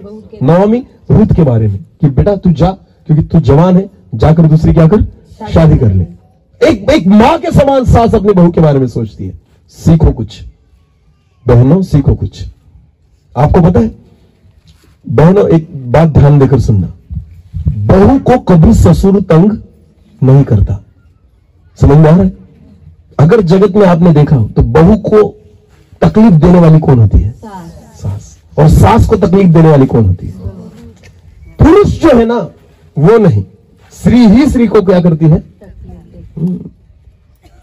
ना? देरानी जेठानी बहू क्यों नहीं जमता? जो स्त्री है ना वही एक दूसरे के साथ लड़ती है। पर अगर आप परमेश्वर के वचन को देखो तो वचन में ऐसा लिखा है कि एक बहू जो थी अपनी सास पर क्या करती थी? प्यार। बोलो क्या करती थी? सास कहती थी तू चाह तो दूसरी शादी कर ले अपनी बेटी के समान, तो बहू कहती है मैं नहीं जाऊंगी, मैं तुम्हें नहीं छोड़ूंगी। सीखो कुछ, सीखो। अगर आपका पति जिंदा है फिर भी आप सास को अपने घर में नहीं रखती, अगर ऐसा कोई, मैं सबके बारे में नहीं बोल रहा, कोई अगर होगा तो हाँ, कोई अगर, मैं तो उसका मुंह भी नहीं देखना चाहती। ऐसे होते बहुत। बेचारा पति शादी से पहले माँ बाप के साथ रहता था और शादी होने के बाद मैं अकेला रहता हूं अपनी पत्नी के साथ। क्यों बेटा? तुझे तेरा बंटवारा करने वाला कौन है? एक बात कभी आपने सोची है? जब तक शादी नहीं हुई थी मां बाप के साथ बेटा रहता था, जैसे शादी हो गई वो किसके साथ रहने लग गया? पत्नी के साथ। कहा? बाहर, अलग दूसरे घर में ना। ऐसा क्यों हुआ? तो प्रॉब्लम किसकी वजह से हुआ? उसकी वजह से या जो बाहर से आई उसकी वजह से? हाँ, तो किसको लेकर आया तू? दूतों को या भूतों को? अरे बोलो, जिसने घर को बंटवारा कर दिया। वचन के अनुसार ऐसा नहीं होना चाहिए। आमीन। समझ में आ रहा है कुछ? बहनों, वचन के अनुसार ऐसा नहीं होना चाहिए। रूथ के बारे में सीखो। पति मर गया था फिर भी सास को नहीं छोड़ना चाहती थी। आमीन। मैं नहीं छोड़ूंगी, मैं तुम्हें छोड़कर नहीं जा सकती। हालेलुया। अगर खुद को रूथ के समान बनाना चाहते हो, सारा के समान बना, सीखो ये बातें। आमीन। जो हमें अच्छी नहीं लगती पर करना पड़ेगा, क्योंकि कहां लिखा है? वचन में। बोलो कहां लिखा है? हाँ, इसलिए रूथ के नाम से स्पेशल पुस्तक है। क्या है? बोलो क्या है स्पेशल? दो औरतों के नाम पर पुस्तक है बाइबल में। कौन कौन? रूथ और एस्तेर। औरतों के नाम पर पुस्तक है। आमीन। क्योंकि उन दोनों का चरित्र वैसा था। हालेलुया। हाँ, वैसे रूथ के नाम पर एक स्पेशल पुस्तक है। आपको पता है ये रूथ कौन थी? इजरायली नहीं थी। इजरायली नहीं थी, अन्य जातियों में से थी। फिर भी उसका विश्वास जो था ना, विश्वासी क्या करेंगे ऐसा विश्वास था। आमीन। इजरायली क्या विश्वास रखेंगे ऐसा विश्वास था। क्या कहती है रूथ? पढ़ो वहां पर। रूथ बोली, तू मुझसे विनती न कर कि मुझे, हे सासू माँ, तू मुझसे विनती न कर कि मुझे त्याग या छोड़कर, कि मुझे छोड़कर निकल जा, क्योंकि जिधर तू जाए, उधर मैं भी जाऊंगी, उधर मैं भी जाऊंगी। आमीन। हालेलुया। मुझे दूसरी शादी करने में कोई इंटरेस्ट नहीं है। सासू तू जहां जाएगी ना, मैं तेरे पीछे वहां आऊंगी। आमीन। आगे, जहाँ तू टिके वहाँ मैं भी टिकूंगी, वहां मैं भी रह जाऊंगी। हाँ, तेरे लोग मेरे लोग होंगे, तेरे लोग मेरे लोग होंगे। अरे बाप रे, तेरे लोग। अगर पत्नी के साइड से कोई आए रिश्तेदार, तो गांव की कोंबड़ी खिलाएंगे, पत्नी खुशी से खिलाएगी। ये करूंगी, वो पापड़ भी तलूंगी ना। और पति के हिसाब से अगर कोई आए तो बॉयलर लेके आओ। मेरे बारे में ऐसा बिल्कुल भी नहीं है, बिल्कुल भी नहीं। मैं सच कह रहा हूं, सच कह रहा हूं। हाँ, मेरी पत्नी प्रभु की दया से मुझे अच्छी मिली है। आमीन। ऐसा होता ही नहीं हमारे घर में। हालेलुया। हाँ, मैं तो किसको भी बुलाकर लेकर आता हूं खाने के लिए, पर फिर भी मेरी पत्नी आज तक बहुत अच्छी रीति से सेवा करती है। आमीन। अगर वो नहीं करती ना, तो मैं भी नहीं कर पाता प्रभु की सेवा। हालेलुया। आपको क्या लगता है हम सेवा में इधर उधर घूमते हैं? घर में कोई काम करने के लिए रखा? बिल्कुल नहीं। 2 दिन के काम वो कर बाहर निकलती है। बच्चों के लिए खाना बनाने से लेकर, कपड़े धोने से लेकर, बर्तन मांजने से लेकर, सारे घर के काम पूरे कर वो मेरे साथ सेवा में निकलती है।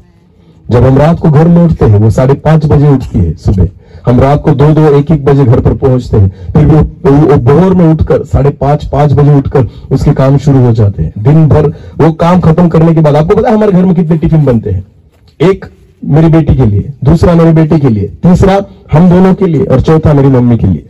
4 तरह से खाना बनाकर वो तैयार कर हम 10 बजे स्कूल के लिए निकलते हैं। 11 से 5 हम स्कूल करते हैं। उसके बाद 5 बजे हम दोनों साथ में सेवा के लिए निकलते हैं। फिर रात में वही लेट जाना, सारी चीजें उसको करनी पड़ती है, कपड़े धोने से लेकर सारी बातें, और फिर जाकर प्रभु की सेवा। आपको पता है अगर वो मेरे साथ खड़ी नहीं रहती तो मैं सेवा नहीं कर पाता। हालेलुया। इस चीज के लिए तो मैं प्रभु को धन्यवाद देता हूं। आमीन। इस चीज के लिए तो मन से मैं प्रभु को धन्यवाद देता हूं, क्योंकि आज तक उसने बहुत बोझ को उठाया है। हालेलुया। आज तक ऐसा नहीं हुआ कि मैंने उसे कहा हो मुझे ये खाने की इच्छा, तू बनाकर दे, वो कहती है कि नहीं आज मैं थकी। बिल्कुल नहीं, वो सारी चीजें मुझे भरपूरी से देगी। आमीन। हाँ, और मुझे खाना बहुत अच्छा लगता है। जो कुछ मांगूंगा वो देती है। आपको पता है कभी उसने ऐसा नहीं कहा आज तक। और कितने भी लोग अगर मेरे घर पर आए, फिर वो कभी भी खाना पकाने के लिए या कुछ भी करने के लिए कभी उसने ना नहीं किया। और इसलिए मैं प्रभु को धन्यवाद देती हूँ। आपको पता है रूथ के समान बनी है। आमीन। रूथ कहती तुम्हारे लोग वो मेरे लोग। बहनों ऐसा बिल्कुल मत करना। अगर आपके रिश्तेदार आए तो गाँवटी खिलाओ, और पति के आए तो बॉयलर मंगाओ, पापड़ भी नहीं तलेंगे ना, कुछ भी खिलाकर भेज दो। होता है ऐसा? होता है या नहीं? होता है। इसलिए तो आत्मा कह रही है। आमीन। पवित्र आत्मा जब वचन के द्वारा बात करती है ना, तो प्रभु को पता है कोई ना कोई है जिसको वचन की जरूरत। सभी नहीं होंगे शायद, पर कोई ना कोई तो होगा। हालेलुया। और जिसको समझ में आ रहा है उसको तो लग रही है। हालेलुया। हाँ, उसको समझ में आ रहा है। जो ऐसे करते हैं ना उनको वचन जो है ना चुपता होगा, ये क्यों बोल रहा है, इसको बाद में मत बुलाना। पर जो है सो है। रूथ के समान बनो। तेरे लोग वो, हाँ, बोले तुम्हारे घर से आए या मेरे घर से आए, क्या खिलाएंगे? गाँवटी या बॉयलर। जो अच्छा है वही। आमीन। जो अपने रिश्तेदारों के लिए वही उनके रिश्तेदारों के लिए। आमीन। जितना परिश्रम हमारे रिश्तेदारों के लिए, उतना ही परिश्रम उनके रिश्तेदारों के लिए। आमीन। बराबरी से होना चाहिए। हालेलुया। रूथ कहती है तुम्हारे लोग वो मेरे लोग। आगे, और तेरा परमेश्वर मेरा परमेश्वर होगा, वही मेरा परमेश्वर होगा। आमीन। बहुत अद्भुत है उसका विश्वास। एक पराई स्त्री जो परमेश्वर को नहीं पहचानने वाली थी, पर जब वो उस परिवार के साथ जुड़ गई, वो कहती तेरा परमेश्वर वो मेरा परमेश्वर। पहली बहू जो थी ना, वो लौट गई अपने परमेश्वर के पास, ये नहीं लौटी। हालेलुया। ये अपने साहस के साथ निकल आई। आमेन। हाँ, तो ये सारी चीजें रूत के बारे में है। आमेन। फिर नवामी अपनी बहू रूत को लेकर अपने देश निकल आई, अपने गांव निकल आई। जब वो वहां पर आए, उनके पास ना खुद की खेती थी ना कुछ था, और बहुत कठिनाई से वो जीवन बिता रहे थे। और एक दिन क्या हुआ कि वहां पर एक बोआज नाम के एक व्यक्ति के यहाँ वो रूत जो थी, वो कुछ लेने के लिए गई कि हमें कुछ मिलेगा, धान वगैरह। वो वहां से बटोरने के लिए वो उस खेत में निकल गई। तो वचन में लिखा है, रूत उसका 2 अध्याय वचन 11 और 12।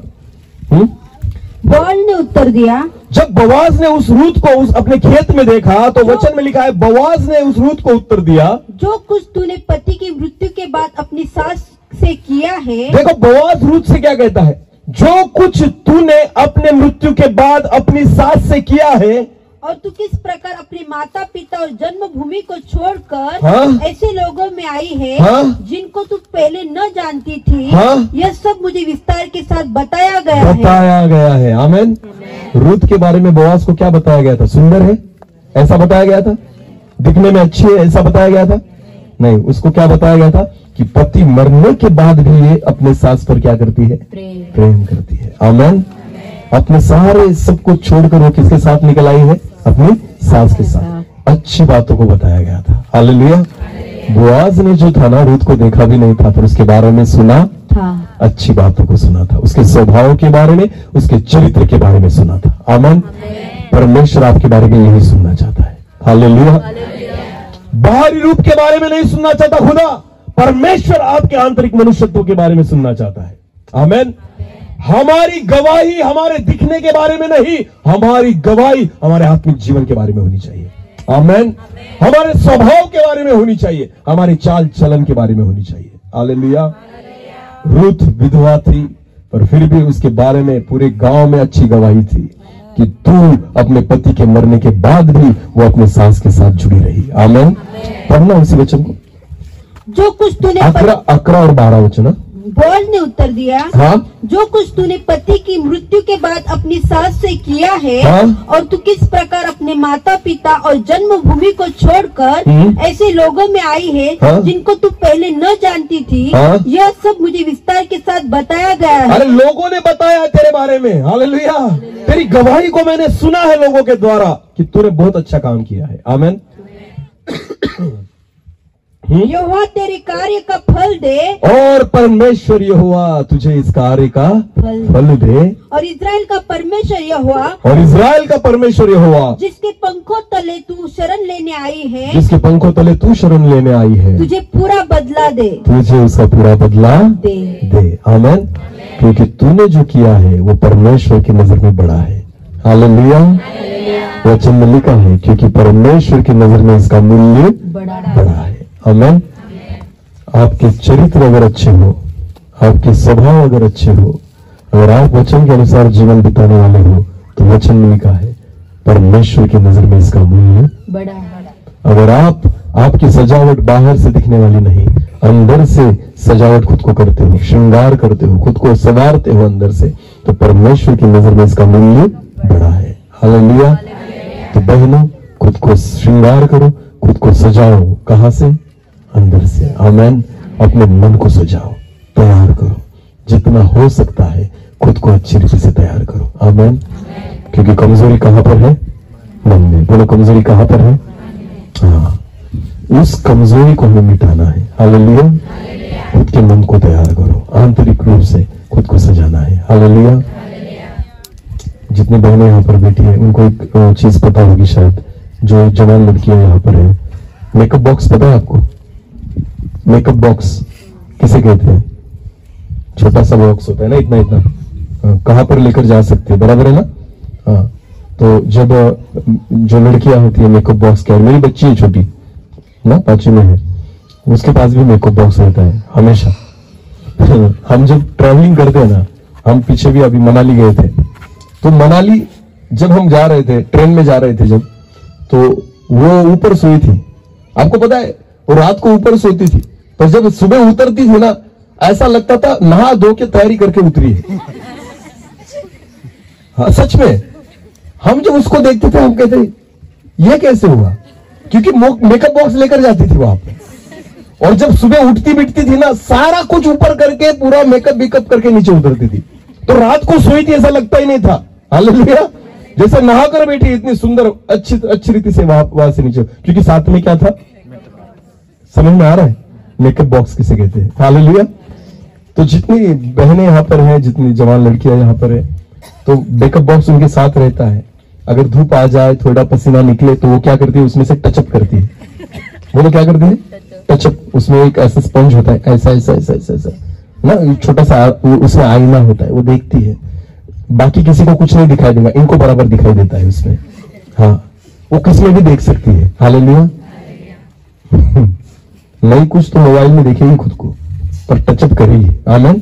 उसे कहते हैं मेकअप बॉक्स। बोलो क्या कहते हैं, जो हमें सुंदर दिखने के लिए मदद करता है। आमीन। वैसे ही आत्मिक जीवन में हमारे पास एक मेकअप बॉक्स है। बोलो क्या है, बोलो क्या है, मेकअप बॉक्स। कौन सा है वो, बाइबल। बोलो कौन सा है। इस मेकअप बॉक्स को सदैव अपने साथ रखना। आमीन। ये आपको अंदर से सजाएगा। हालेलुया। बोलो कहां से सजाएगा, जब जब आपका मेकअप उतरने लगेगा, किससे सजना है, इस मेकअप बॉक्स से। आमीन। टचअप करना, क्या करना, वचन को पढ़ना। हालेलुया।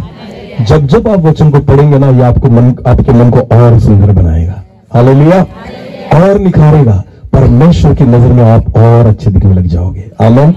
और आपका मूल्य बड़ा हो जाएगा। बोलो क्या हो जाएगा, इस मेकअप बॉक्स को यूज करना। आमीन। सदैव साथ रखना। हालेलुया। तो बहनों, आज इस संगति में प्रभु ने मुझे अवसर दिया कि मैं आपके बीच आऊं और परमेश्वर के वचन को प्रचार करूं। मैं विश्वास रखता हूं कि आज खुदा ने केवल आपसे नहीं, हम सभी से बात की है। आमीन। और विश्वास रखते हैं कि आने वाले दिनों में आप में से शायद कोई रूथ, आप में से शायद कोई सारा बने। आमीन। हाँ, सारा की लड़कियां तैयार होगी। क्या, सारा की बेटियां। आमीन। तो होने चाहते हैं ना सारा की बेटियां। हाँ, तो उसके समान बनना होगा। आमीन। अपने मन को तैयार करना होगा। हालेलुया। और अब्राहम की अधीनता में चलना होगा। आमीन। परमेश्वर इस वचन के द्वारा हम सभी को बहुतायत से आशीषित करे। अपनी आंखों को बंद करें, हम प्रार्थना में जाएं। सब बहनें, हर एक भाई अपनी आंखों को बंद करें, हम परमेश्वर की उपस्थिति में खुद को लाएं। जिस वचनों के द्वारा परमेश्वर ने आज हमसे बात की है, परमेश्वर चाहता है कि हम खुद को संवारें, खुद का श्रृंगार करें, और बाहर से नहीं अंदर से अपनी आत्मा को सजाए, अपने मन को सजाए, संवारे। जो भी गलतियां हमारे जीवन में है उनको बाहर निकाले, जो कमजोरियां हमारे जीवन में है उनको बाहर निकाले। जब हम वचन को पढ़ते हैं, वचन हमें उन कमजोरियों में से जय देता है, उन कमजोरियों पर जय देता है जो हमारे जीवन में है। इसलिए प्रियो, खुद को संवारो, सजाओ, श्रृंगार करो इस वचन के द्वारा कि परमेश्वर रूथ के समान हमारा विश्वास बनाए, हमारे जीवन को तैयार करे। सारा के समान परमेश्वर हम पर उसका अनुग्रह करे। एस्तेर के समान परमेश्वर हमें पहचाने, हन्ना के समान वो हमारे आंसुओं को पहुंचे। जिन स्त्रियों के बारे में परमेश्वर के वचन में, कलाम में लिखा गया है, उन बहनों के समान हम खुद को बनाए। इसलिए परमेश्वर ने आज उसके वचन के द्वारा हमसे बात किया। केवल सुनने वाले नहीं, पर वचन के अनुसार हम चलने वाले बने। ये अनुग्रह आज हम परमेश्वर से मांगे। धन्यवाद प्रभु जी। Thank you Lord. धन्यवाद ईश्वर। हम गीत को गाएंगे और परमेश्वर की उपस्थिति में जुड़ जाएंगे।